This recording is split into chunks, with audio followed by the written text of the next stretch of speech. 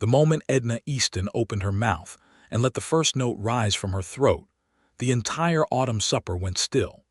Forks froze halfway between plates and lips. Glasses stopped their nervous clinking. Even the wind outside seemed to hold its breath against the warped wooden planks of the Hargrove barn, as if the whole of Caldwell County, Kansas, in that October of 1883, had been caught in some peculiar spell it did not fully understand but could not bear to break. 15 men and women sat at that long table draped in burlap and dried sunflowers, and not one of them moved, not one of them breathed too loudly. Because something was happening in that barn that none of them had words for yet, and they were all afraid that a single careless sound might shatter it. But it was Cyrus Merritt who went the most still of all. He sat at the far end of the table with his hat on the bench beside him, and 3 days of red dust still creased into the lines beside his eyes. And when she sang, he simply stopped being the man who argued over grazing rights and worried about drought, and carried the dark past of a ruined marriage like a stone in his chest. He became something else entirely, something that had not existed in him for years, and that he had more or less decided was dead. He became a man who felt things. She was singing an old hymn, the kind that frontier women carried westward the way they carried their grandmother's quilts, folded carefully into the bottom of the wagon trunk, saved for moments when the prairie tried to convince you that beauty no longer existed. Her voice was not theatrical. It was not trained.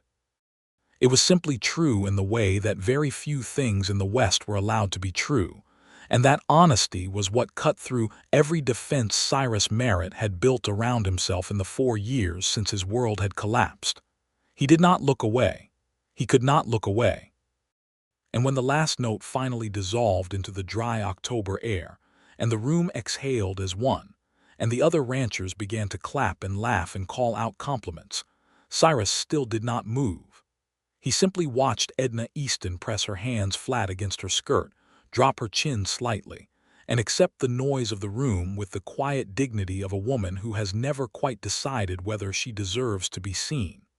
That was the moment everything started. But to understand why that moment mattered so enormously, you have to understand what came before it, because nothing in the West was ever as simple as a single beautiful thing happening in a single beautiful moment. There was always a long, hard, treacherous road that led there, and for Edna Easton and Cyrus Merritt, that road had more thorns on it than most. Edna had arrived in Caldwell in June of 1883, 4 months before the autumn supper. She had come from St. Louis with a carpetbag, a letter of reference from a Presbyterian minister named Caldwell Marsh, and a grief so recent it still sat right behind her eyes at all moments like a bruise she could not stop pressing.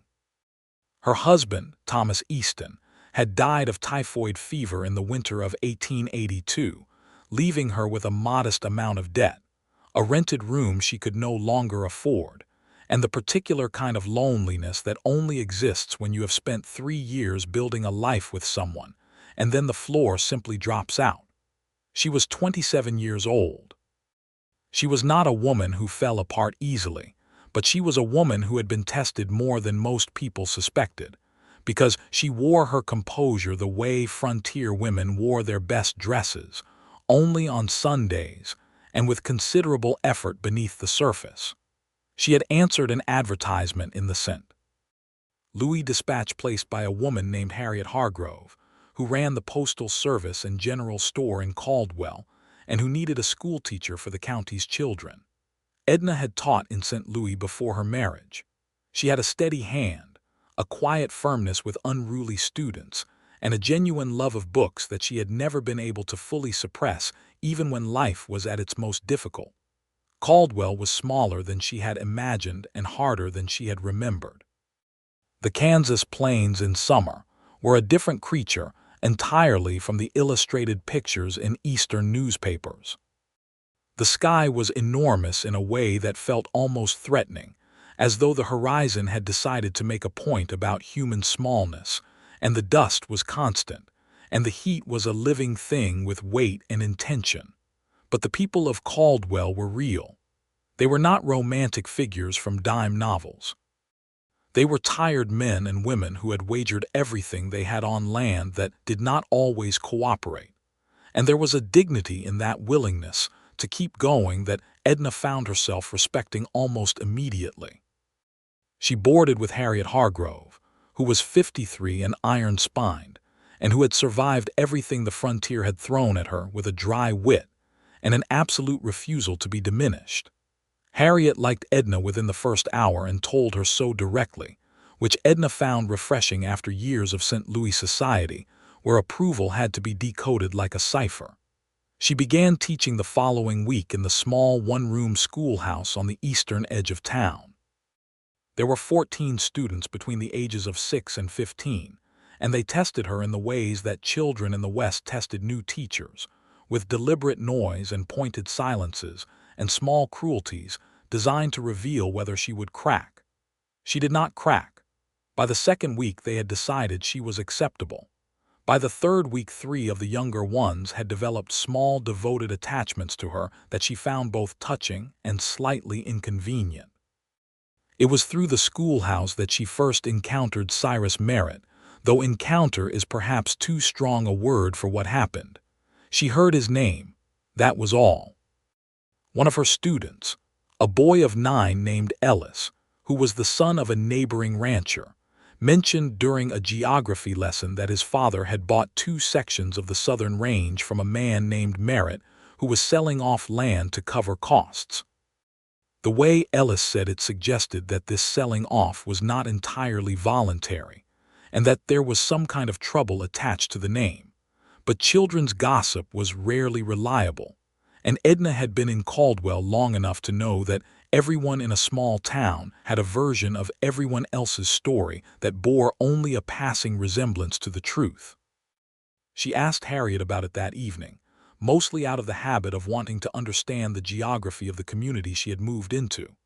Harriet set down her mending and looked at Edna over the tops of her spectacles. "Cyrus Merritt," Harriet said, "is the most stubborn man in Caldwell County, which is saying something considerable given the competition.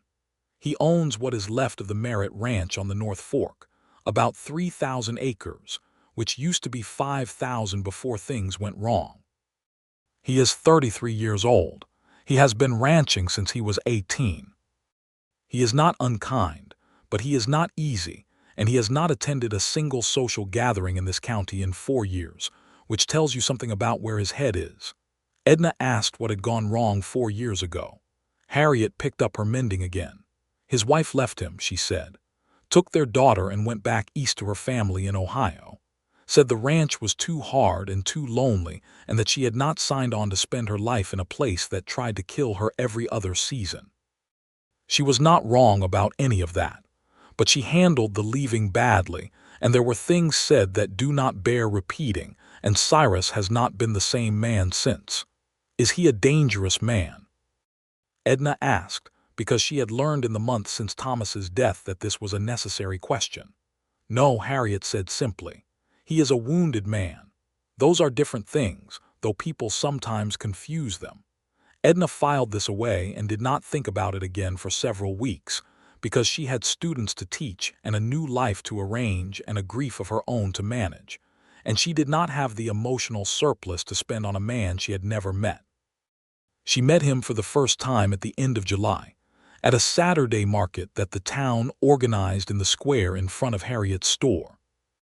He came in to buy nails and rope and a new axe head, practical things purchased with the efficiency of a man who viewed time as a limited resource to be spent carefully. He was tall and lean in the way that outdoor physical labor makes a person, with dark hair going early to gray at the temples and brown eyes that moved over a room with the steady assessment of someone who has learned that surprises are usually bad ones. He did not notice Edna. She noticed him, but only in the practical way that a person in a new town notices everyone, cataloging faces against names, building the map of a community. He was out of the store and back on his horse within 10 minutes, and the only indication that he had left any impression at all was that Harriet watched the door close behind him and said, "That man needs something to believe in again," and then went back to the conversation she had been having as though she hadn't said anything worth remarking on. The summer passed. Edna settled deeper into the rhythm of Caldwell. She discovered that she was better at frontier life than she had expected, not because it was easy, but because she had a quality that she had not previously identified in herself, a talent for endurance that was not the same thing as resignation. She did not endure things by pretending they were fine. She endured them by staying fully present in the difficulty and simply continuing to move forward, which was different and more useful. She began singing again. She had stopped singing after Thomas died, not from any conscious decision, but simply because grief had taken the music out of her the way a harsh winter takes the leaves off a tree without warning or ceremony. Just one day it is simply gone. But in Caldwell, something loosened. Maybe it was the size of the sky. Maybe it was Harriet's undemanding company. Maybe it was the fact that she was useful here, genuinely needed, and that need was a kind of anchor that kept her from drifting too far into the darker rooms of her own mind. She sang in the mornings while she prepared the schoolhouse. She sang quiet hymns at night on Harriet's front porch while the prairie darkened and the stars multiplied overhead in the way that they only do far from cities, where there is nothing to compete with them. Harriet heard her one evening and sat down in the other porch chair and said nothing for a long time. Then she said, "You have a voice that does something to a person." Edna laughed, genuinely, in the way she had not laughed in longer than she could easily measure. "It is just singing," she said. "No," Harriet said quietly, "it is not just singing." And then she did not pursue it further, because she was a woman who understood the value of leaving certain things alone to grow in their own time. September brought the beginning of autumn, and with it the particular beauty of the Kansas plains that the rest of the year makes you wait for. The way the light turned amber in the late afternoon, the way the dried grasses moved in the wind with something that looked almost like choreography, the way the air lost its punishing heat and became simply cool and clean and possible. It also brought Cyrus Merritt back into Edna's orbit, this time more directly, in a way that neither of them chose or particularly wanted. One of Edna's students, a girl of 12 named Clara whose family worked on the Merritt ranch as hired hands, came to school on a Monday morning in the second week of September with a cut on her forearm that had been improperly cleaned and was showing signs of infection. Edna sent the other students out for an early recess, cleaned the wound herself with the carbolic solution that Harriet kept in the store, bandaged it properly, and then wrote a firm note to the girl's mother about the necessity of clean bandaging in a way that was sympathetic, but also absolutely clear that this could become serious if not properly handled. Clara delivered the note home that evening. The following morning, the girl's mother appeared at the schoolhouse door with an expression of profound gratitude and the information that she had written to Mr. Merritt about the situation, and he wished to pay for any medical supplies Edna had used. Edna told Clara's mother that the supplies were part of the school's inventory and required no reimbursement, which was the truth, though the school's medical inventory was extremely modest, and Harriet had actually donated the carbolic solution from her own stock. 2 days later, a package appeared on the schoolhouse step, wrapped in brown paper and addressed in a spare, practical handwriting. It contained a new roll of white cotton bandaging, a tin of carbolic salve, a small bottle of laudanum for genuine emergencies, and a brief note that said, "For the school's use, with thanks for your attention to the child." It was signed C. Merritt. Edna stood in the schoolhouse door holding the package and felt something unexpected. Not warmth exactly, but something adjacent to it. Consideration. The man had paid attention. The man had thought about what would actually be useful, and had provided it without ceremony or expectation of acknowledgement. And that kind of practical generosity was, in Edna's experience, considerably rarer than the theatrical kind. She wrote a brief thank you note, addressed it to C. Merritt at the North Fork Ranch, and sent it with the next rider going that direction. She did not expect a reply. She did not receive one, And she did not think about it further because she was busy and there was no reason to think about it, and she was not in a position in her life to be thinking about such things. But the universe, as Harriet often observed, has its own ideas about timing. The week before the autumn supper, Edna was walking back from the schoolhouse in the late afternoon when a horse came down the main road faster than was safe, rider leaning low over the neck, and she stepped back quickly against the wall of the feed store to let it pass. The horse checked itself at the hitching post in front of Harriet's store, and Cyrus Merritt dropped from the saddle before it had fully stopped and went straight through the door without looking left or right. Edna would have continued on her way, but she heard raised voices through Harriet's open window, and the voice she did not recognize was speaking with a particular aggressive urgency that she had learned, in months of frontier life, to take seriously. She went in. The man arguing with Cyrus was heavy-set, well-dressed in the way of land agents and lawyers, with the particular kind of confidence that comes from representing someone with more money than principles. His name, she would later learn, was Dunford Crane, and he worked for a cattle company out of Wichita that had been buying up failing ranches across Caldwell County all that summer, sometimes through legitimate purchase, and sometimes through the application of pressure that was difficult to call illegal but impossible to call honest. He was telling Cyrus, in a voice designed to carry and embarrass, that the note on the North Fork property was past due, and that if Cyrus did not make arrangements within 30 days, the company would exercise its legal option to begin foreclosure proceedings. Cyrus had his back to the door when Edna entered, but she could see his hands, which were flat on the counter and very still in the way that things go still just before they move violently.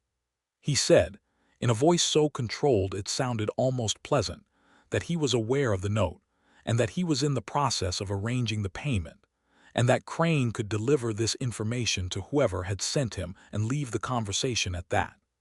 Crane smiled in a way that had nothing to do with humor. He said that the company was prepared to be generous in terms of purchase price if Cyrus was willing to discuss a voluntary sale, because the alternative was going to be considerably less comfortable for everyone involved. Edna said, from the doorway, "I believe Mr. Merritt has indicated he is not interested in discussing a sale." Both men turned. Crane looked at her with the particular blankness of a man who has just been interrupted by someone he does not consider relevant. Cyrus Merritt looked at her with something more complicated, surprise, certainly, but also a rapid and accurate assessment of why she had spoken and what it might mean. Crane said, with the kind of pleasant dismissiveness that powerful men use toward women who forget their place, that this was a business conversation, and perhaps the schoolteacher would be more comfortable elsewhere. Harriet, who had been standing behind the counter throughout all of this with the dangerous quiet of a woman holding back a significant amount of contempt, said, "This is my establishment, Mr. Crane, and you have conducted your business. I believe it is time for you to go." Crane went, though he took his time about it and let the door make a statement on his way out. There was a silence in the store that lasted several seconds. Cyrus Merritt turned fully around and looked at Edna, and it was the first time she had actually seen his face directly, close and clearly, and she registered the fact that it was a face that had been through things, not dramatically, not in any way that made for a good story, but in the quiet grinding way that time and loss and too much responsibility leave marks on a person. He said, "Thank you for the support, though it was unnecessary." She said, "Most necessary things appear unnecessary until the moment they aren't." He looked at her for a moment with an expression she could not quite read, somewhere between respect and wariness and something that was not either of those things but had no clear name. Then he said, "You are the schoolteacher." "Miss Easton, Mrs.," she said, though only technically at this point. He nodded as if this information confirmed something or resolved a question he had not quite asked. He said, "I received your note. About the supplies." She said, "They have already been put to use." Clara Miller had another scrape last week. He almost smiled. It did not quite complete itself, but the suggestion was there, like a door that had been opened an inch. He picked up the items he had come in to purchase and settled his account with Harriet and was out the door in 2 minutes. And Edna watched him go and felt that thing again, that unnamed adjacent to warmth thing, and told herself firmly that it was simply the satisfaction of having done something useful in a difficult moment. Harriet watched her watching him leave and said nothing at all, which was, coming from Harriet, a very loud statement. The autumn supper was an annual tradition in Caldwell County, organized by the local women's society and held at whatever barn was largest and cleanest. And in 1883, that was the Hargrove barn on Harriet's property east of town. Every family in the county was expected to contribute food and attendance, and the social pressure to appear was strong enough that even people who found social gatherings uncomfortable generally managed to show up, eat something, and leave before they had committed to anything more than the basic obligations of community. Harriet told Edna on the Wednesday before the supper that Cyrus Merritt had confirmed he would attend, which was apparently a notable enough event that Harriet felt it warranted mention. Edna said she was glad the community would see more of him. Harriet said, "He has not attended this gathering since his wife left. 4 years, Edna."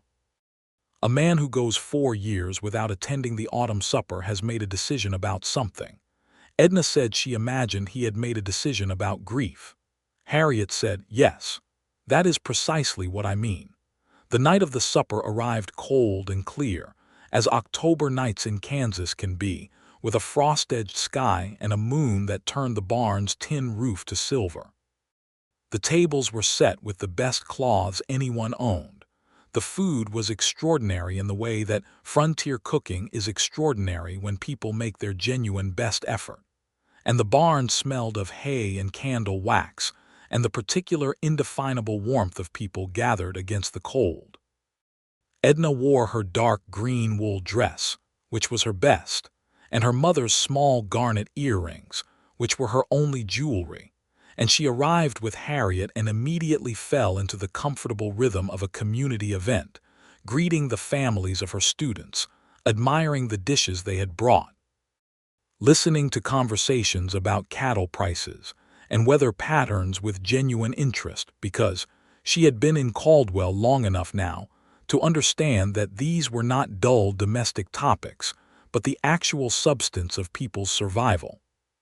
She saw Cyrus Merritt arrive late, just as the table was being fully occupied, and she saw the slight hesitation at the barn door that told her this was costing him something, this attending.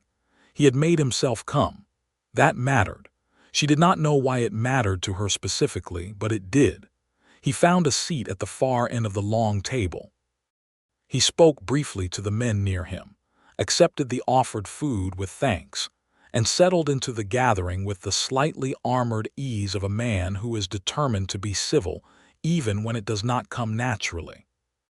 The supper went on as suppers do, with the noise and the pleasure and the small politics of a community eating together, and Edna participated fully because she was genuinely enjoying herself, which was still a slightly surprising feeling, enjoyment, as though she had not been entirely sure she still remembered how.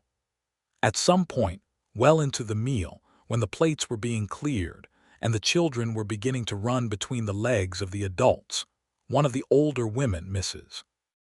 Ada Pruitt, called out that they needed a song to finish the evening properly, and several people agreed with enthusiasm, and Harriet, with the particular pointed innocence of a woman who has arranged something she is pretending not to have arranged, said that Mrs. Easton had a voice they ought to hear. Edna shook her head, started to decline, began the reflexive social retreat of a woman who has not sung publicly since before her world changed. But Ada Pruitt said, "Please," and the word was so sincere and uncomplicated that Edna found the refusal dying in her throat. She stood. She did not think too carefully about what to sing because thinking too carefully would give the fear time to build its case. She chose the hymn her mother had sung every autumn evening of her childhood, something about harvest and grace and the particular mercy of being given another season, another chance to get things right. And she sang. She felt the room go quiet in the first 4 bars, the way a room goes quiet when it recognizes something real. She did not look at anyone because she was inside the song, inside the feeling of it, and the feeling was grief and gratitude and survival mixed together, in proportions that she could not have named precisely, but that felt, in the singing of them, absolutely right. She only knew afterward that Cyrus Merritt had not looked away, because Ada Prout told her so as the applause was rising, leaning close to whisper it with a smile that knew more than it was saying. She looked at him then across the length of the table, and he was already looking at her, and neither of them looked away immediately, which was the kind of thing that means everything and nothing simultaneously in a room full of people watching. In the days after the supper, Edna found that she had a new and uncomfortable awareness of Cyrus Merritt that she would very much have preferred not to have. It was not dramatic. It was not the lightning strike of romantic stories.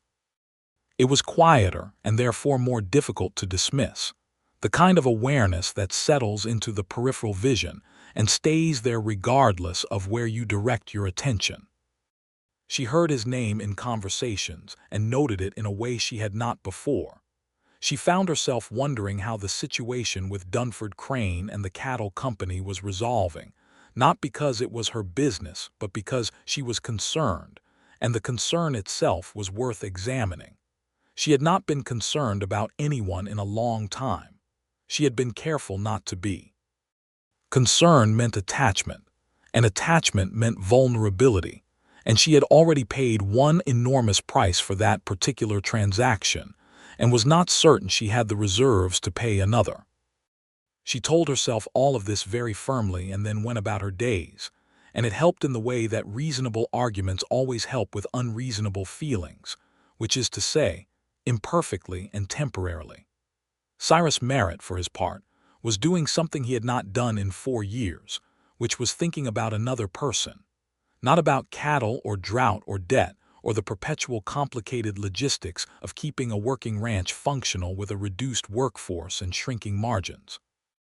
He was thinking about a woman's voice, and about the way she had stepped into his argument with Crane without hesitation and without asking permission, as though it had not occurred to her that his difficulty was separate from her concern. His housekeeper, a Comanche woman named Lena who had worked for him since the early days of the ranch, and who had watched him move through the last 4 years with the quiet, steady presence of someone committed to witnessing things accurately, noticed the change in him the way she noticed most things, without comment but with attention. He caught her watching him one evening as he stood at the kitchen window looking out at nothing in particular and turned around and said, "I am not pining." Lena said she had not said anything. He said, "You were thinking it loudly." She smiled, which was something she reserved.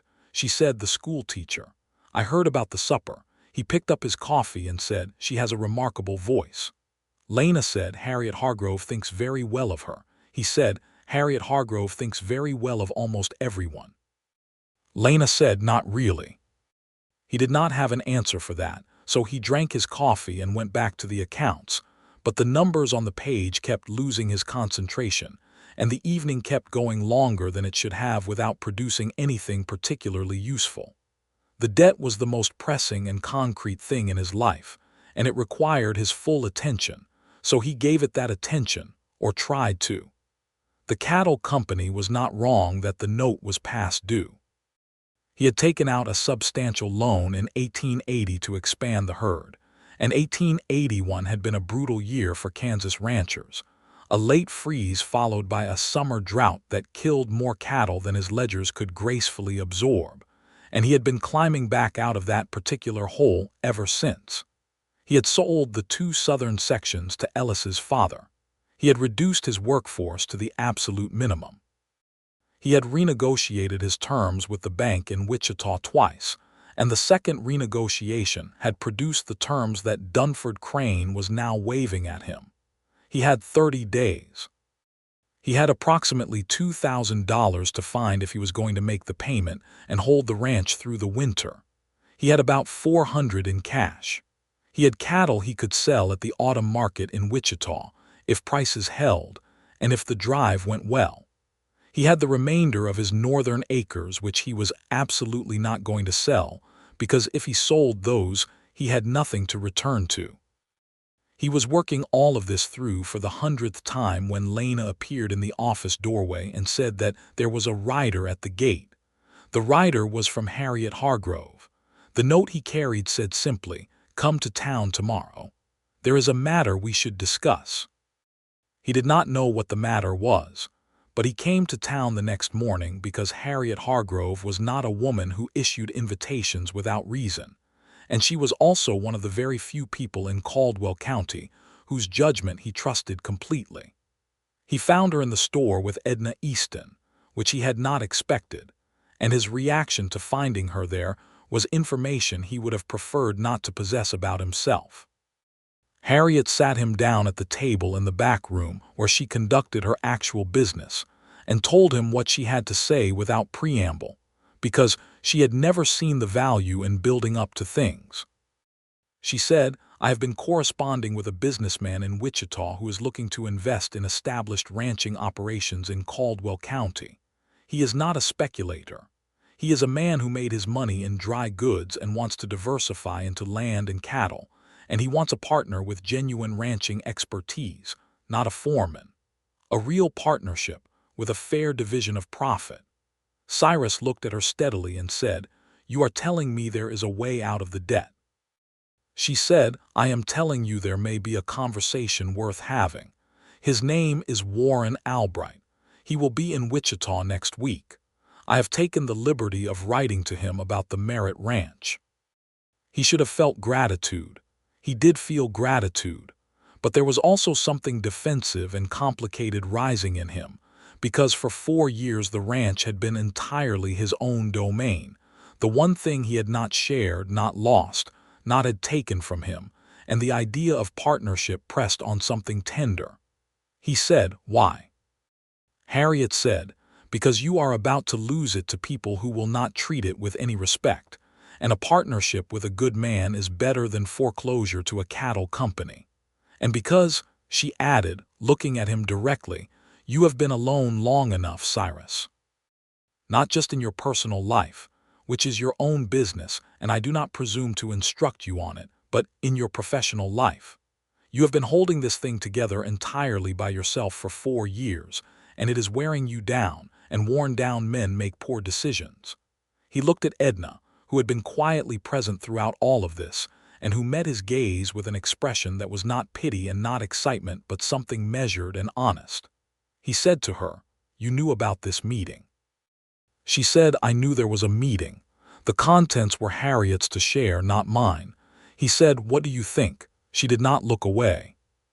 She said, "I think you love that ranch the way a person loves something they have paid dearly for, and I think you are weighing whether protecting it requires you to let someone else into it, which is not a small thing to ask of a person who has learned to be careful about letting people in.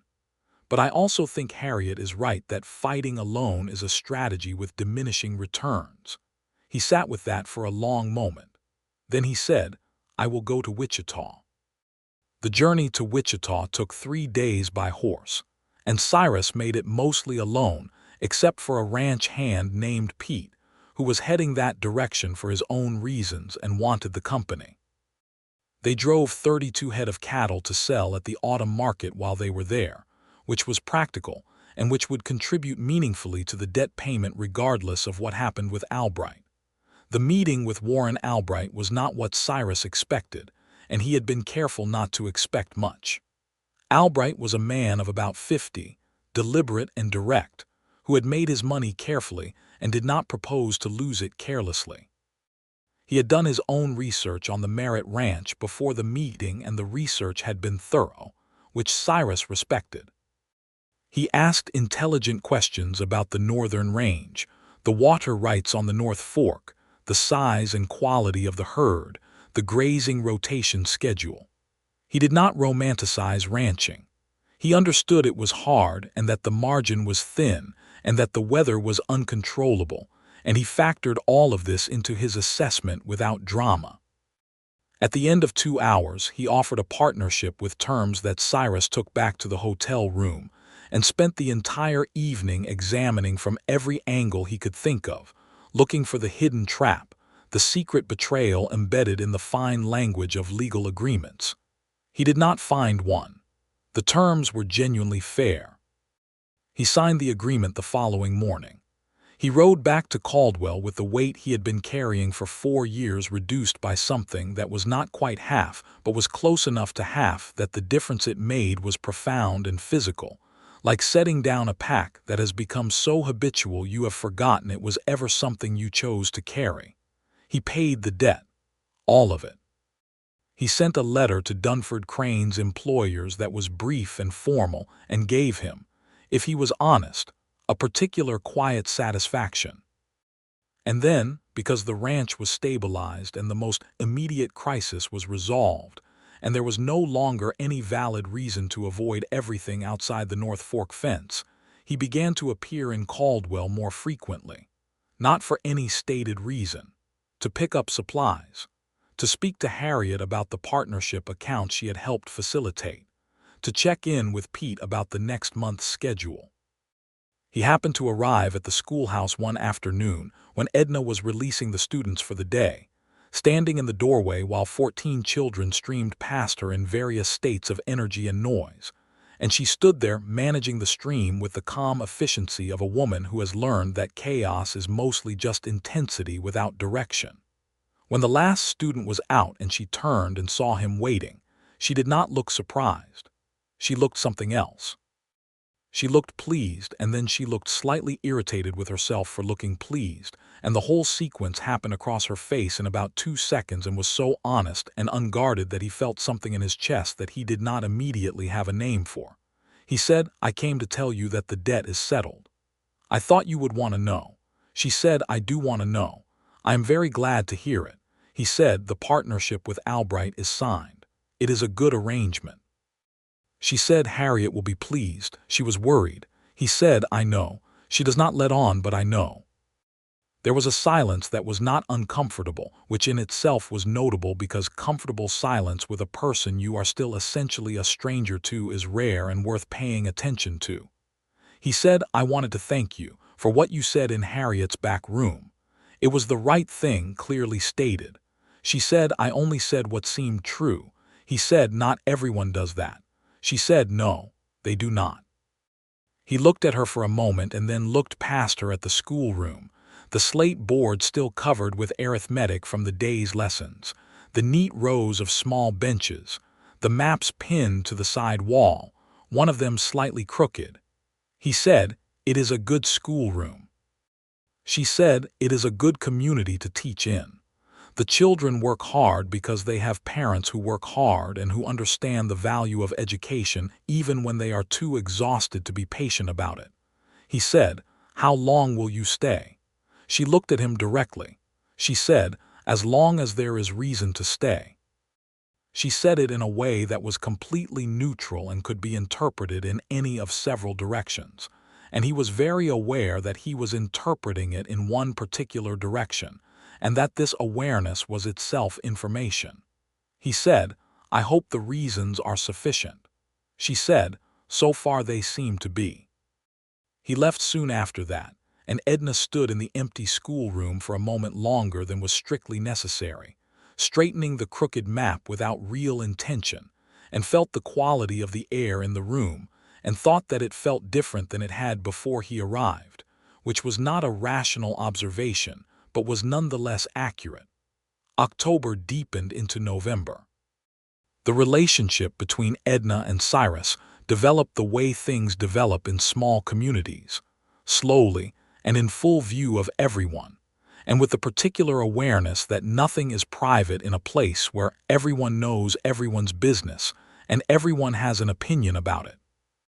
He began stopping at Harriet's store on Saturday mornings, which was when Edna came in to collect whatever she needed for the week. The first time it happened, they both acknowledged it was coincidence. The second time, they were both carefully neutral. By the third time, neither of them bothered to pretend it was accidental. They talked.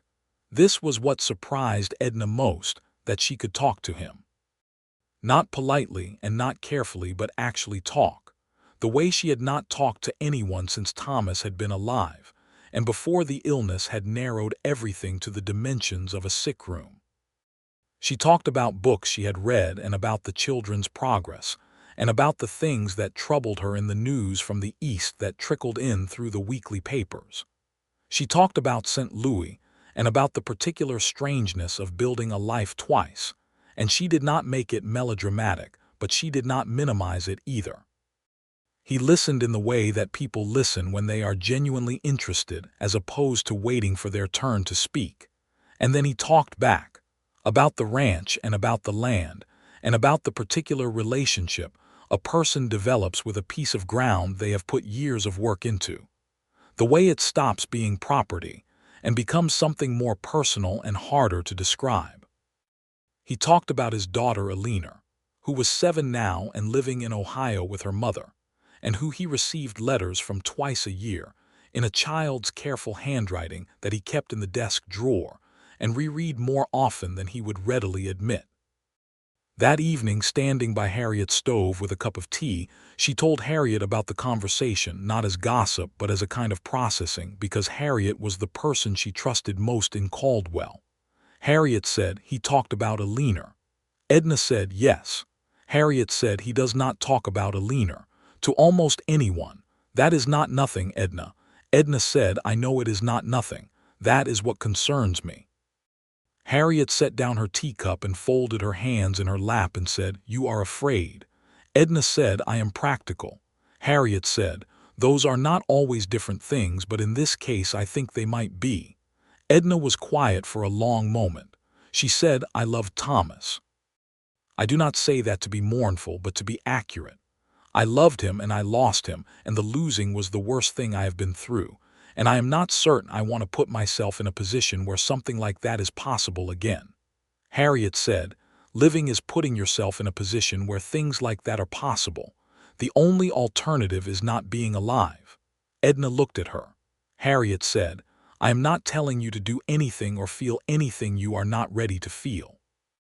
I am only saying that being afraid of loving someone, because loving them might hurt someday, is not the same as being wise. It is just being afraid.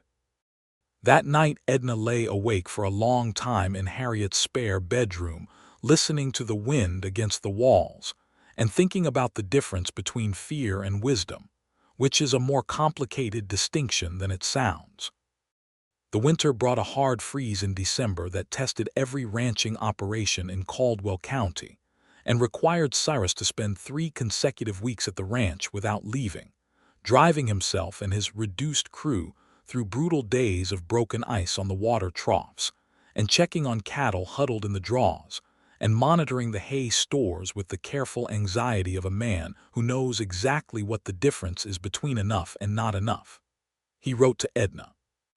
This surprised him nearly as much as it would have surprised anyone who knew him, because he was not a man who wrote letters for personal reasons. He wrote to his daughter and to his business contacts, and that was the extent of his correspondence. But he found himself, on a Tuesday night in December when the temperature had dropped below 0, and the ranch house was tight with cold, and the accounts were in order for the week, sitting at the desk with a sheet of paper, and writing to Edna Easton in the same way that a man might pick up something that has rolled toward him, without particularly deciding to, simply because it is there, and because picking it up is the natural thing. He wrote about the freeze and about the cattle, and about a particularly difficult morning when 3 steers had gone through thin ice on the North Pond, and the crew had spent 4 hours getting them out, and about the way the frozen plains looked at night under a full moon, which was something he had never described to anyone before because he had not had anyone to describe it to. He sent the letter with a rider going into town and did not examine his reasons too carefully. She wrote back within 3 days, which was as fast as a reply could reasonably travel, and her letter was longer than his and warmer in tone, and she described the schoolhouse in winter and the children bundled in their coats, and the way their breath made small clouds in the cold classroom until the fire took hold each morning, and she described reading aloud to them from Oliver Twist, which she had decided they were all ready for regardless of their ages. And she said, in the second-to-last paragraph, that she hoped the cattle had recovered from their ordeal, and that the weather was treating him and his people with some small mercy. His people. The phrase sat with him in an uncomplicated way that he could not quite account for. He wrote again. She wrote again. The letters became a regular thing without any formal establishment of that regularity, the way some things become regular because neither party sees any reason to stop them. Lena observed the letters arriving and departing and said nothing, which by this point in Cyrus's life he understood was her version of expressing strong approval. Christmas passed quietly in Caldwell, with the church service and the small community gathering, and the children's performance at the schoolhouse in which every child in Edna's class recited something they had memorized, some of them with more success than others, and the whole community sat in rows of borrowed chairs and watched with the particular moved expression of people who understand that children learning things in difficult places is not a small accomplishment. Cyrus attended the Christmas performance. He sat in the back row where he could see everything without being particularly visible himself, and he watched Edna manage her nervous students through their pieces with a patient encouragement that did not patronize them. And he watched the youngest ones look up at her when they forgot their words, and find something in her face that let them continue. And he felt, sitting in that back row in the cold schoolhouse, something uncomplicated and clear that he had not felt in a long time. He waited until the families had collected their children and filed out into the Christmas night, and then he went to the schoolhouse door where Edna was standing still in the cooling room, looking at the empty chairs, and he said, "That was well done." She turned and saw him, and he caught again that moment of honest reaction before she had time to arrange her expression, and it was the same thing he had seen before, pleasure and the slight resistance to it. She said, "I was not certain you were there." He said, "I sat at the back." She said, "I know, I saw you." Which meant she had been aware of him throughout the whole performance, and this information did something to his equilibrium that he allowed himself to acknowledge privately. He said, "They did well." The children. She said, "They did." Ellis Miller has been absolutely terrified of recitation all term, and tonight he did it perfectly. He said, "The Merritt Christmas poem was a particular highlight." She laughed genuinely, and the laughter in the cold, empty schoolroom was a thing that expanded and filled the space in a way that made the room feel entirely different, warmer than the temperature warranted. He said, "Will you walk to Harriet's with me? The night is clear." She said yes without arguing with herself about it, which was progress of a kind she did not note explicitly but felt. They walked through the Christmas night, which was cold and still and entirely beautiful, with the moon making the packed snow of the street shine like old silver, and they talked about nothing particularly consequential, the children and the coming winter, and whether the weather would moderate before February. And somewhere in the middle of this conversation, their hands came close enough together that the question of whether to close the distance became present, and Cyrus reached over and took her hand in his, quietly. Without making it a production, she did not pull away. She curled her fingers around his, and they walked the rest of the way to Harriet's house in a silence that was the most comfortable silence either of them had experienced in years, which said everything that the conversation had been carefully not saying. At Harriet's door, she turned and looked at him in the moonlight and said, "Thank you for coming to see the children." He said, "Thank you for teaching them." She went inside. He stood for a moment on the step in the cold moonlight, and felt the particular complex quality of being a man whose life has just changed in a way he can feel in every part of his body before he has fully processed it in his mind. January was hard and February was harder, and the winter of 1883 going into 1884 was one of those winters that tests the character of every operation on the Kansas plains. But the Merritt Ranch, with the Albright partnership providing both resources and an additional intelligence in the form of Albright's accountant, who identified 3 inefficiencies that Cyrus had been too close to see. came through it more intact than it had come through any winter since the hard year of 1881. Cyrus and Edna wrote letters all winter and saw each other on the Saturdays when the roads permitted, which was not every Saturday but enough. And the thing between them grew in the way things grow in winter, slowly and entirely underground, which means that when spring came and the ground opened and the green came back, the growth that appeared seemed sudden but was not. He asked her to come to the ranch one Sunday in March, to see the North Fork and the land that he had been describing in his letters, and she came with Harriet as proper company, which was the appropriate arrangement, and which both of them understood and neither found objectionable. The ranch in early spring was raw and particular, the way very real things are before the softening that full season brings. Cyrus showed her the house, which was solid and practical and entirely honest about what it was, a working man's home built to withstand the elements rather than to impress visitors. He showed her the North Fork, which ran clear and cold over flat brown stones, and the high meadow where the grass was beginning to green at the roots below the dead surface growth of winter, and the view from the top of the eastern rise where you could see for what felt like the full width of the continent. She stood on that rise in the March wind with her coat pulled around her and looked at the view and said, "I understand now why you would not sell it." He stood beside her and said, "It took me a long time to understand it myself. When I first came here, I thought I was building a business. It turned out I was building a place." She said, "There is a difference." He said, "An enormous one." She looked at him then, and there was something in her expression that had moved past the careful management of feeling into something simpler and more direct, and he looked back at her with the same quality of directness, and the March wind pushed at both of them and neither of them moved.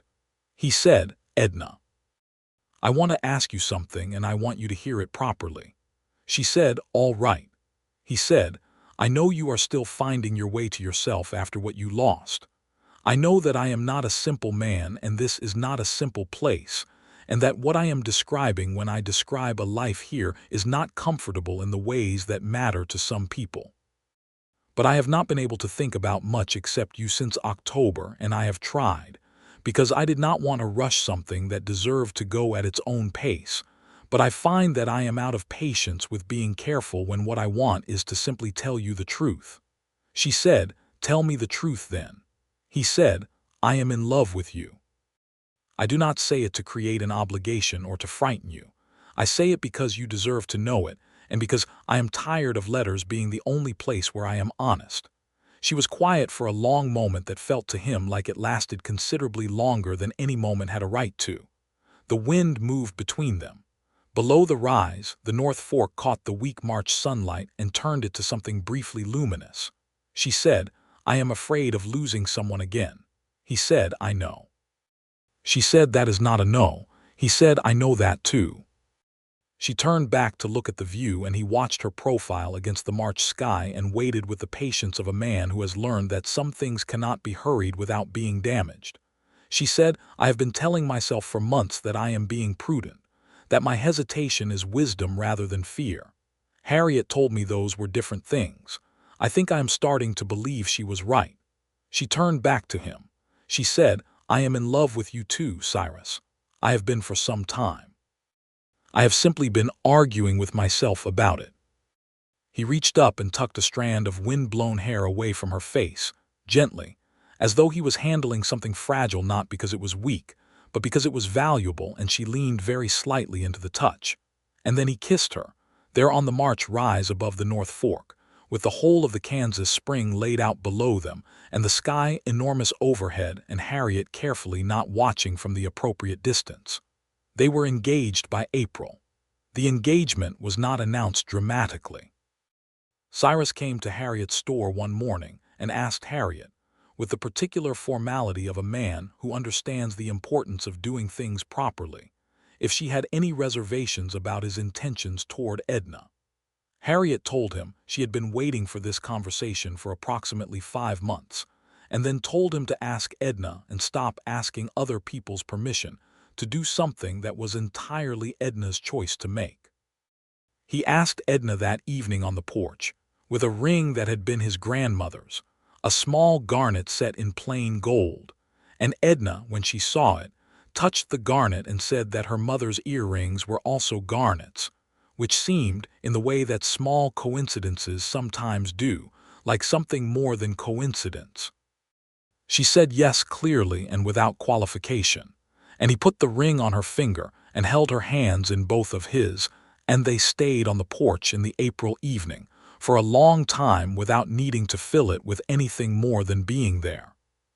Harriet, who had managed to be elsewhere during the actual proposal with great discipline, returned to find them sitting together on the porch steps, Edna's head resting against Cyrus's shoulder, and said, "Well," and then went inside to make tea, which was her way of crying without anyone having to acknowledge it.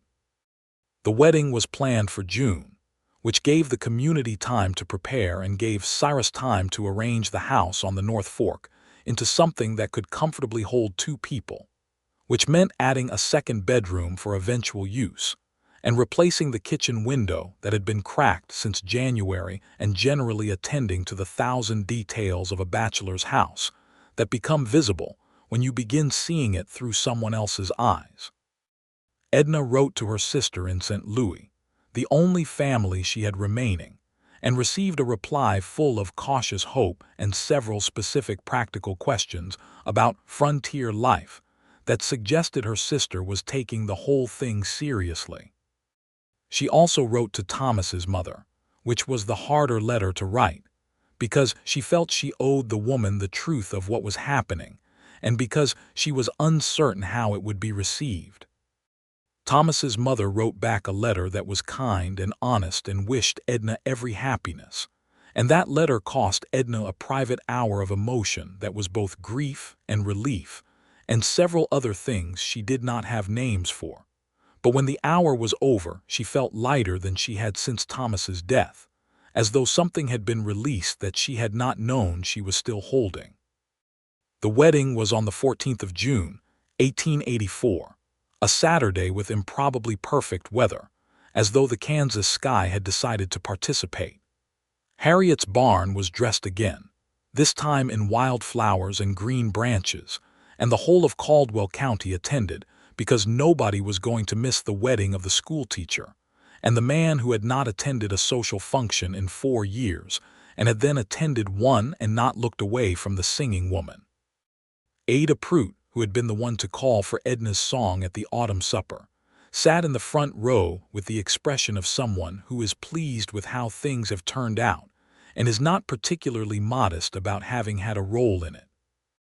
Edna wore a dress of ivory cotton that Harriet and 3 other women had helped her make over 3 weekends, and her garnet earrings and Cyrus's grandmother's ring, and she walked through the barn to where Cyrus stood waiting with the particular quality of stillness that she had come to recognize as his most genuine expression. Not blankness but presence, full and focused presence. The minister from the Presbyterian church in Caldwell performed the ceremony. Cyrus said his vows in the direct and unadorned way he said everything that mattered, looking at Edna with the eyes of a man making a commitment he has examined from every angle and chosen entirely. Edna said hers with her chin up and her voice steady, and no indication that anything below the surface was anything other than completely certain, which was accurate. When the minister pronounced them married and Cyrus kissed her, the barn erupted in the kind of noise that a community makes when something genuinely good has happened to people who have genuinely earned it, which is a very specific and very beautiful kind of noise that is different from ordinary celebration. Lena, who was there, watched it all with the quiet approval of a woman who had waited 4 years for Cyrus to find his way back to the world and was satisfied with where he had arrived. They spent their first week at the ranch, not as a honeymoon in the formal sense, but as an immersion in the life they had just formally committed to share, and Edna moved through the house on the North Fork with the careful attention of a woman learning a new landscape and finding it more familiar than she had expected, because the things Cyrus had described in his letters were real in the ways that only truth can make things feel when you encounter them physically for the first time. She loved the house. She had not been certain she would, because it was not beautiful in the decorative sense, and it was uncompromising in the ways that frontier houses are uncompromising, built for function and endurance rather than aesthetics. But it was honest and it was solid and it sat in the landscape as though it belonged there, and those qualities, she was discovering, were the ones she valued most in almost everything. She set up her books in the extra bedroom, which Cyrus had cleared for her use as a sitting room until it might be needed for something else, and she arranged them with the pleasure of a woman who has been carrying them in boxes for a year and is finally done traveling. She hung a small watercolor that had been Thomas's mother's gift to her at her first wedding, and that she had kept through everything because it was genuinely beautiful, and because beauty should be kept when you have it. She put her garnet earrings in a small dish on the bedroom dresser, and saw them there beside Cyrus's comb and his pocket knife, and the small photograph of a leaner that he kept by the mirror, and felt the rightness of the arrangement in a way that had nothing to do with the specific objects and everything to do with what they meant together. Cyrus watched her making the house her own and felt something that he later tried to describe to himself and could only come up with the word home, which he had not associated with that building in 4 years. He told her this one evening, sitting on the porch in the June dark, and she turned to look at him with an expression that was entirely open and said, "That is the nicest thing you have said to me. And considering what you said on the March rise, that is notable." He said, "I mean it the same way." She said, "I know you do. That is what makes it the nicest." Summer on the North Fork was the best summer Cyrus could remember in the history of his time there.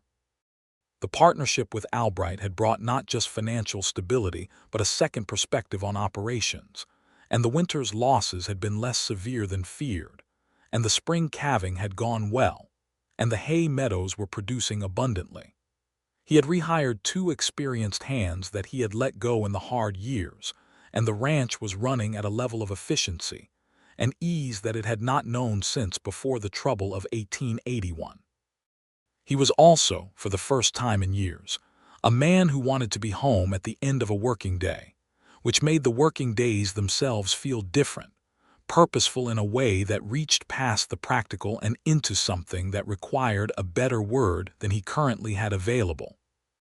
Edna continued teaching through the summer sessions, the shorter, reduced schedule that the ranching families required so their children could contribute to the summer work, and she walked the 3 miles to town on teaching mornings with the contentment of a woman who is living precisely the life she has chosen, which is not a common feeling, and which she did not take for granted. In August, she told Cyrus she was expecting, and the way she told him was with the quiet directness that was characteristic of everything she said that actually mattered to her. She sat across the supper table from him on a Tuesday evening and said, "I believe we are going to need the sitting room for its other purpose before too long." He looked at her for a moment and then understood, and the expression that crossed his face was something she saved carefully in her memory, because it was entirely unguarded and entirely beautiful. A man who has been reconstructing hope for months and now finds it confirmed in the most concrete possible way. He came around the table to her and put his hands on her face and kissed her and said her name twice, just her name, and she felt the weight he had set in it and pressed her hands over his and said, "We have until February, I think. We have time to be ready." He said, "We are already ready." She said, "The room needs painting." He said, "The room will be painted." It was painted, 2 weeks later, in the pale yellow that Edna chose from the selection of pigments available at Harriet's store, and Harriet herself came out to the ranch to help, which was not strictly necessary but which Edna wanted, and the 3 of them spent a Saturday in the August heat getting paint in places. It was not intended to go and talking and laughing, and turning the spare room into something that looked like hope made visible. Lena, who had been somewhat reserved with Edna during the first months of the marriage, not from hostility, but from the careful watchfulness of a woman who has seen a household survive great difficulty and does not wish to see it destabilized, had by August completed her full assessment of Edna Easton Merritt, and determined that she was exactly what the household needed, and that the household was exactly what she needed, and expressed this conclusion in the way she expressed most things. Through small specific actions rather than words, the best cuts of the morning's fresh bread set aside for Edna's breakfast, the wildflowers from the creek bank appearing in a jar on the kitchen windowsill, the careful questions about what Edna was reading and whether she had finished the Dickens yet. Edna received all of this with the clear-eyed gratitude of a woman who recognizes genuine acceptance for what it is and does not perform more emotion about it than the situation calls for, and Lena respected her the more for it. September came back around, turning the plains again to amber, and with it, the one-year anniversary of the autumn supper at which none of this had yet begun. Harriet organized the 1884 autumn supper with the enthusiasm of a woman who is celebrating something more than the season, and the Hargrove barn was once again set with burlap and dried sunflowers, and once again the whole of Caldwell County came with their best dishes and their settled ease of community. Edna was visibly expecting by this point, and the community responded with the warmth and practical generosity of people who understand that new life in a hard place is worth celebrating. There were gifts of knitted things and a cradle that one of the older ranchers had built, a beautiful piece of work in solid walnut, which he delivered to the ranch the week before the supper, with the explanation that he had made it for his own children and grandchildren, and that it was time it had another family to be useful to. At the autumn supper, sitting at the same long table where the year before everything had begun, Edna felt the fullness of where she was with a clarity that was almost overwhelming, not the frantic joy of fairy tales, but the deep, anchored satisfaction of a person who has survived real loss and found real love, and built a real life in a real place with a real man, and who knows the difference between all the real and reals because she has lived the fake ones. When Ada Prout called again for a song, with the particular smile of a woman who has been waiting all year for this, Edna rose again, this time with Cyrus's hand briefly on her shoulder as she stood, and she sang the same hymn, Harvest and Grace and the Mercy of Another Season. But this year it sounded different because she was different, less brokenness in it and more gratitude, less longing and more arrival. The table went quiet again, the same reverential quiet, but this year Cyrus did not have to pretend he was not watching. He sat at the table in the amber lamplight and watched his wife sing and did not look away, and there was nothing hidden in it now, no betrayal of restraint, no careful management of feeling, just a man looking at a woman who was his in all the ways that actually matter and who was his because she had chosen to be, which is the only kind of belonging worth having. When she finished, and the applause rose and Ada Prout wiped her eyes with complete lack of self-consciousness, Edna turned and found Cyrus's gaze, and the smile that passed between them was private in the way that things can be private even in a room full of people who can see them. Harriet, beside Ada Prout, watched this exchange and did not bother to disguise her satisfaction. Their son was born in February of 1885. On a day of bitter cold that turned the North Fork to glass and kept Cyrus pacing the front room while the midwife, a capable woman named Mrs. Elspeth Carney, who had been birthing the children of Caldwell County since before the railroad came through, attended to everything in the room that mattered. The baby arrived in the early morning hours, and when Cyrus was allowed in, Edna was exhausted and entirely present, which was how she did everything, and the baby was red-faced and indignant and very much alive. Edna said, "He is so loud."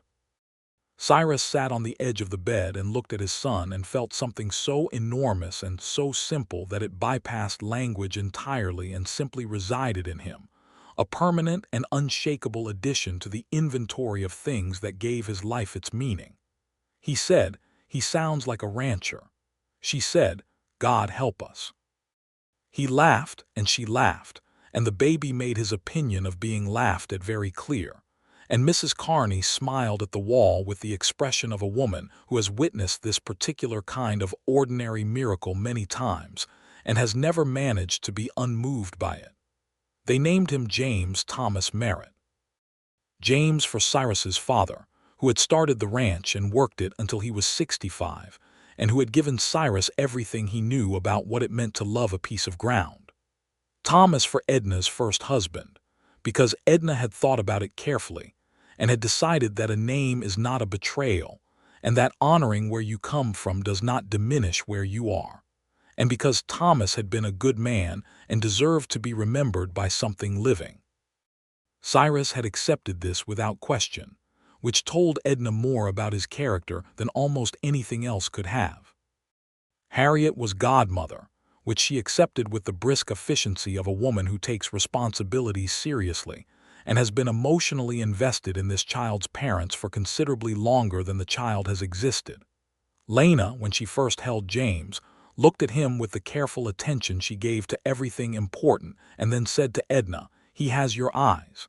Edna said, "I think he has Cyrus's stubbornness." Lena said, "Those are not mutually exclusive." Spring of 1885 was the ranch at its best, the hay meadows thick, and the cattle coming through the winter well, and the partnership with Albright delivering its second year of real returns. Cyrus had paid off the last of the old debt entirely by March and had begun, quietly, and without making it a declared intention, to think about buying back the 2 southern sections he had sold in the lean years. He mentioned it to Edna one evening as they sat in the kitchen after James had gone down, which was the hour when they talked the way they talked when the day was done, and there was nothing left to manage, the easy, honest conversation of 2 people who have established genuine intimacy and are no longer afraid of saying things. She said, "Can we afford it?" He said, "With the spring market returns, yes. Albright thinks it's a sound investment. The southern range would let us expand the herd by 1/3. She said, "Then do it." He said, "You are very decisive." She said, "I learned it from you." He looked at her across the kitchen table in the lamplight and said, "You were decisive before you met me. The first time I saw you in that store you told Crane what he needed to hear in 4 words. She said it seemed necessary. He said it was. It was also the moment I knew I was in trouble. She said 4 words. He said 3, if you count the store as part of the setting. You walked in and said what needed saying, and I thought, here is a person who knows the difference between what is true and what is merely said. I had been waiting a long time to know someone like that again." She reached across the table and put her hand on his, and they stayed like that in the lamplight while James slept in the walnut cradle in the painted yellow room, and the spring night moved quietly around the solid walls of the ranch house on the North Fork. He bought back the 2 southern sections in May. Ellis's father sold them without rancor and with genuine goodwill, and the boundary markers went back in on a warm afternoon with the whole crew watching and Edna standing at the fence line with James on her hip, who had no opinion about property rights, but a strong opinion about the interesting quality of the light through the new leaves. The summer brought a visit from a leaner.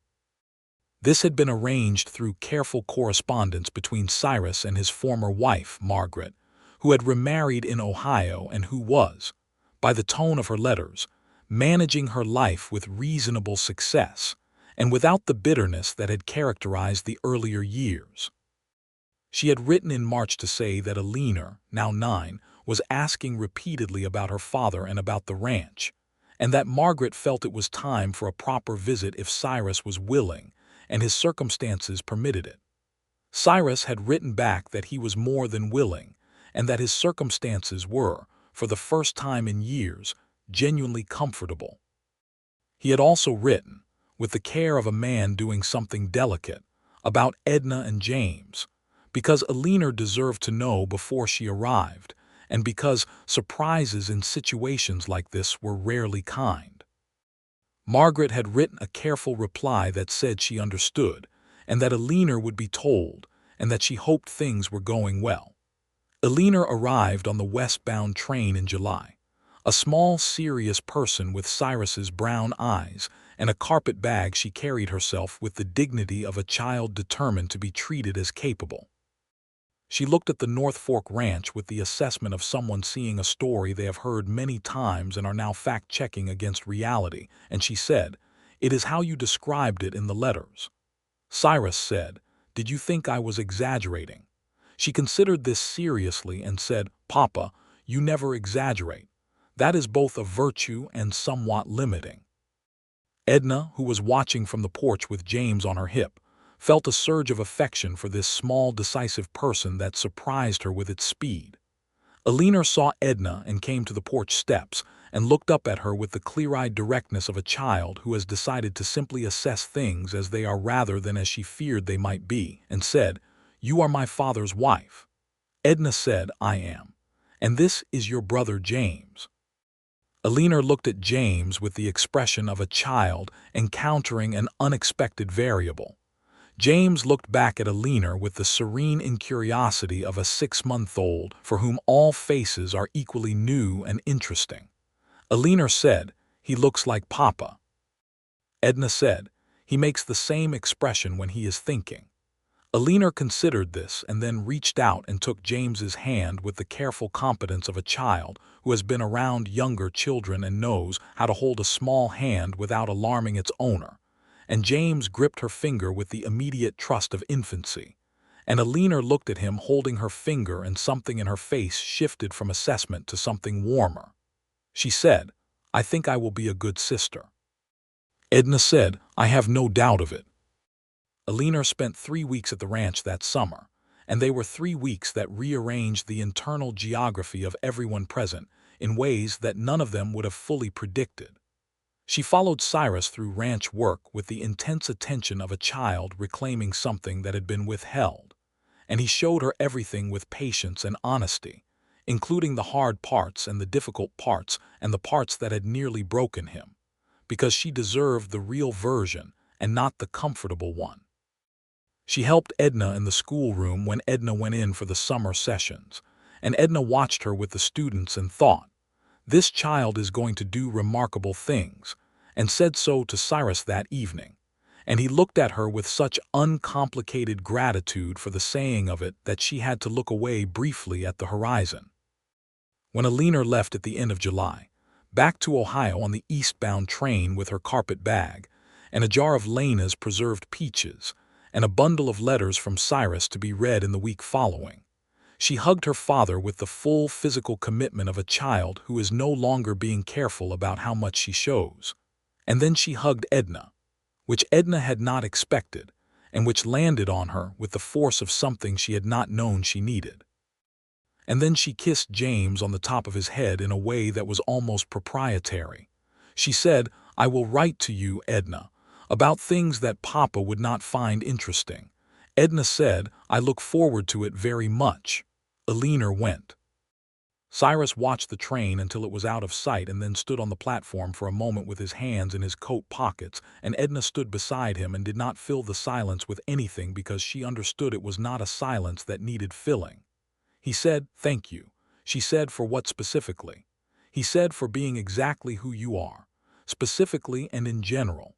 She said, "That is somewhat circular." He said, "Yes, I cannot improve on it." She took his arm and they walked back through town to where the horse was hitched, and the September sun was beginning its early amber shift, and somewhere a door was open, and a smell of coffee and bread was drifting into the street. And Caldwell, Kansas, in September of 1885, was a place that both of them were exactly glad to be. Alina wrote regularly after that, letters that arrived in the weekly post and that Edna kept in the drawer with Cyrus's old correspondence. And the letters were the beginning of something that would grow through years into a genuine friendship between a woman and her stepdaughter that neither of them could have predicted in July of 1885, but that both of them, in their respective ways, had been ready for. The autumn supper of 1885 was the third one that mattered, and it was different from the previous two in a particular way that Edna noticed and that Harriet, always attentive to the significance of such things, also noticed. When Ada Prout called for a song this time, Edna rose and Cyrus rose with her, and they stood together at the head of the table. And he did not sing, because singing was not his particular gift, but he stood beside her with James balanced on his arm and his other hand resting at the small of Edna's back, and she sang. And the whole table went quiet the same way it always went quiet, and Cyrus did not look away, the same way he never looked away. But this year the watching was not longing from a distance. It was something quieter and more permanent. It was a man looking at his life and understanding fully what he was seeing. The years unrolled from there in the way that good years unroll, not without difficulty, because the West was never without difficulty, but with the particular resilience that comes from facing difficulty inside a genuine partnership, which is the most practical and most profound thing two people can offer each other. They had a second child, a daughter, born in the spring of 1887, whom they named Clara, after the student whose improperly cleaned cut had been the indirect beginning of everything, a fact that they told Clara when she was old enough to appreciate it, and that Clara received with the pleased conviction of a child who knows that her origin story is unusual, and has already decided this is an advantage. Edna taught in Caldwell until Clara was old enough to travel comfortably, and then she took a brief leave and then returned, because the community needed a teacher, and because she was, as Harriet observed, constitutionally unsuited to a life without purpose and would be unbearable to live with if she stopped. Cyrus, for his part, had become by 1887 something he had not been since his early 20s, a man who was fully present in his own life. He attended the community gatherings. He spoke at the county meetings about water rights and grazing agreements with the authority of a man who knows what he is talking about, and the credibility of a man who has demonstrated that he keeps his word.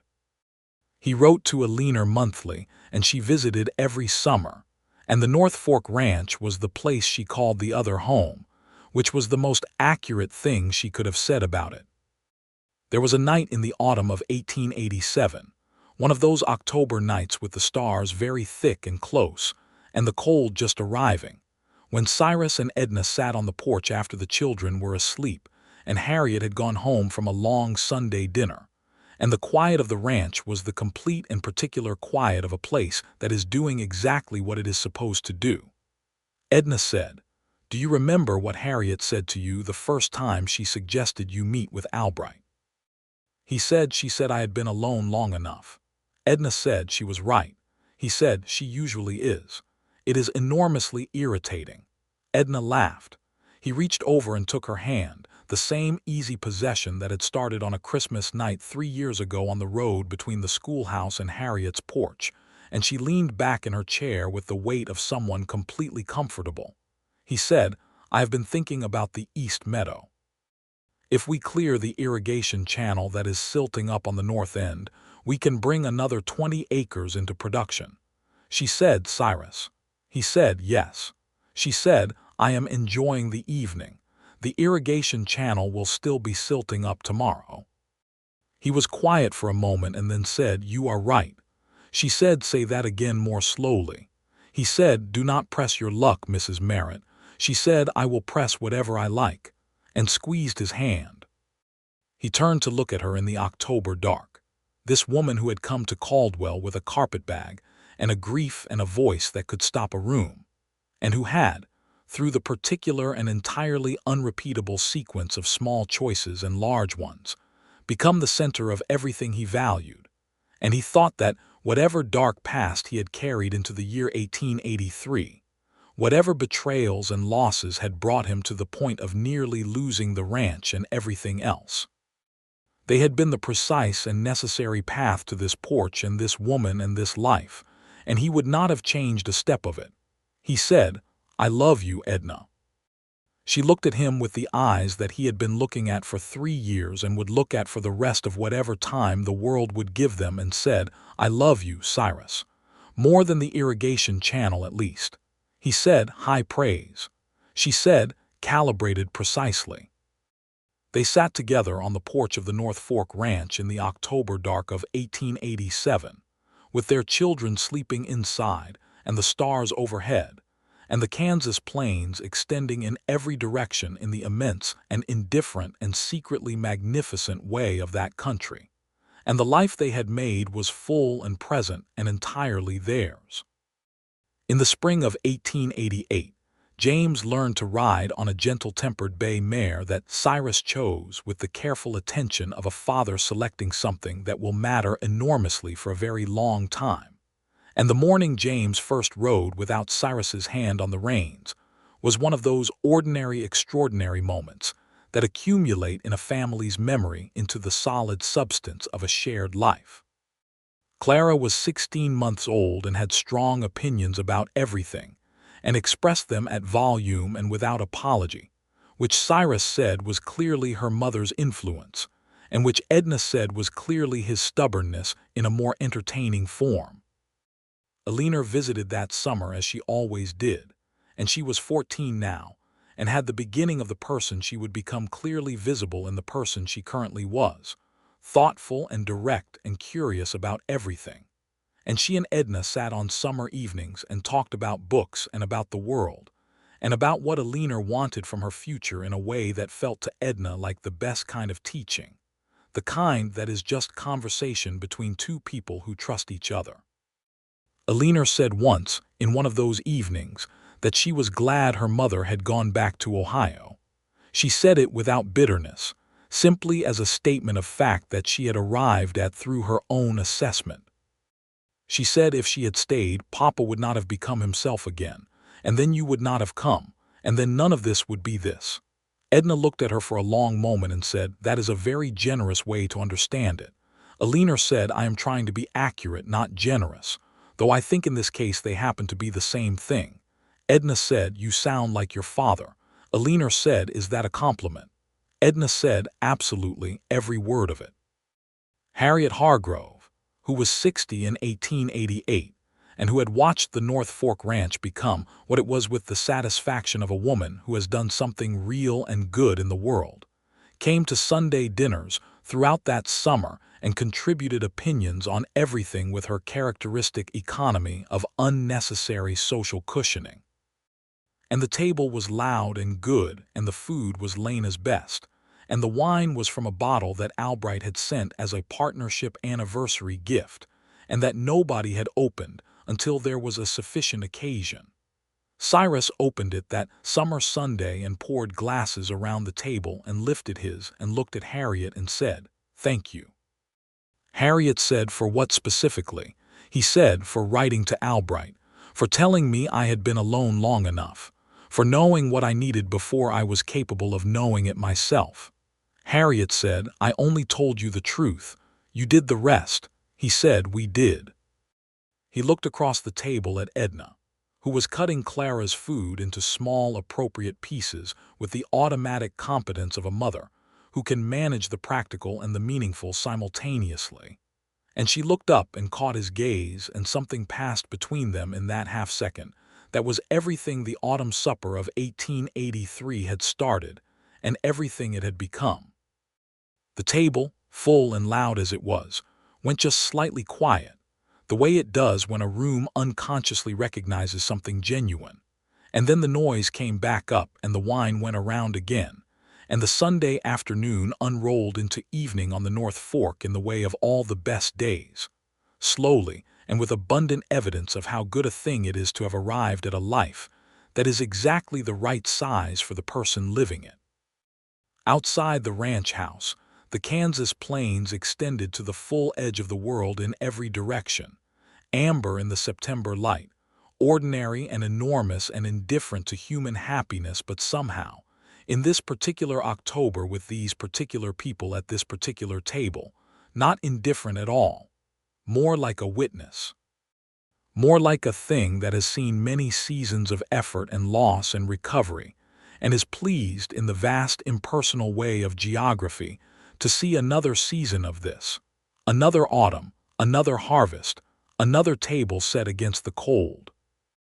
And Edna Easton Merritt, who had come west with a carpetbag and a grief and a voice that could stop a room, and who had found in the North Fork Ranch, and the man who loved it and the community that surrounded it, something that she had not been certain still existed for her after loss had taken its toll, looked out the window at the amber plains and felt, in the full and grounded way that only the genuinely earned life can produce, that she was exactly where she was supposed to be. Cyrus, watching her watch the window, knew it too. James would grow up on that ranch and would know every mile of the North Fork Range by the time he was 12, and would have, from his mother, a love of books and a commitment to saying things that were actually true, and from his father, the particular stubbornness that looks like a problem until it reveals itself as the reason everything holds together.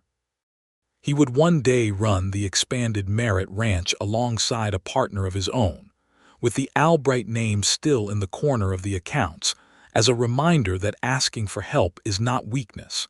And he would teach his own children to ride on the North Fork meadow where his father had taught him. Clara would grow up to be a woman who said exactly what she thought in exactly the words she meant, which surprised no one who had known her parents, and who would eventually become the teacher in Caldwell's schoolhouse in the way that certain things pass from person to person in a community, not as inheritance exactly but as continuation. Eleanor would become a journalist in Cleveland, writing about the West with the authority of someone who had spent her summers there and knew it as something more than romance, and her letters to Edna continued for decades, full of the conversation that had started on a summer porch in 1885, and that neither of them ever ran out of things to add to.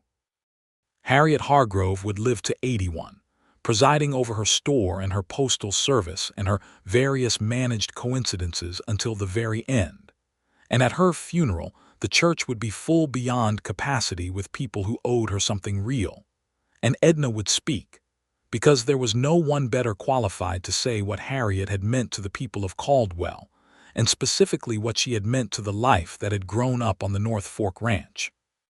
Lena would stay as long as she wished to stay and leave when she was ready, on her own terms and with her own reasons, and with the full respect of everyone in the household, which is how it should have been and which, in the Merritt household, it was.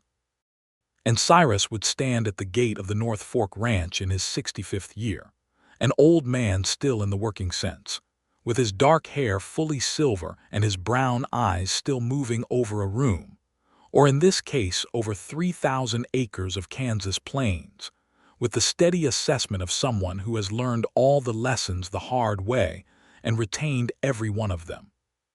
He would stand there in the October afternoon and feel the weight of everything the land had cost him and everything it had given him, the debt and the drought and the near losses and the recovery and the partnership and the woman and the children and the community and the years and years of ordinary, extraordinary days that had added up to a life that was, in every dimension he could measure, worth the price of every difficult thing that had preceded it. He would turn and go inside, where Edna would be in the kitchen with her books and her tea and her 60-year-old composure and her garnet earrings, and she would look up when he came in, and the look would be the same look it had always been, the one that started in October of 1883 across a long table draped in burlap and dried sunflowers, when she sang an autumn hymn and he could not look away. He never could look away. He never wanted to. That was the whole of it, and it was more than enough.